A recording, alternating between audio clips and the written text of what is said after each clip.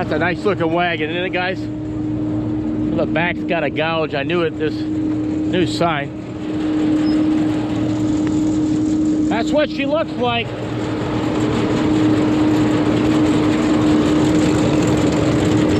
Getting a little bit stringy. I think that was part of it bunching up in there.